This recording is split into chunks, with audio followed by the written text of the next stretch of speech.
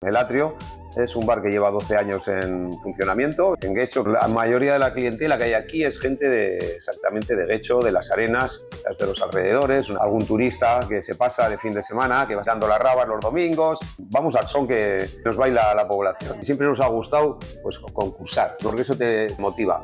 Y hemos estado desde el principio. Es una especie de lucha personal de la cocinera. Aldaketa bat nahi genuen, ez? Azkenean gu tortillekin gogor gabiltza, gure pintxoak betikoak dira, ez klasikoak, betikoak guretzat. Orduan aldaketa bat nahi genuen, zerbait berezia, berria, aire berri bat sukaldean, barran, horregatik izan da.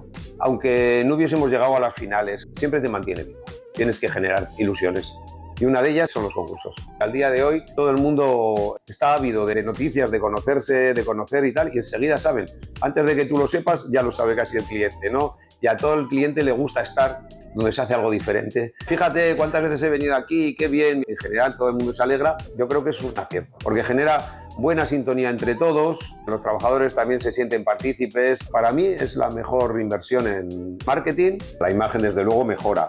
Y luego el balance económico siempre es positivo. Los concursos sí que te dan imagen, te ponen en un sitio mayor. Gracias al concurso viene gente de fuera, vienen curiosos, hay un montón de gente que se mueve en torno al pincho y eso es sumar. Desde mi experiencia animo a todos, porque todos van a salir ganando, van a sumar, van a ser creativos y luego pues vas a estar ahí en la pomada y es imagen. Si te preparas bien para ello, puedes con todo. Eso compensa. Es imagen y ilusión.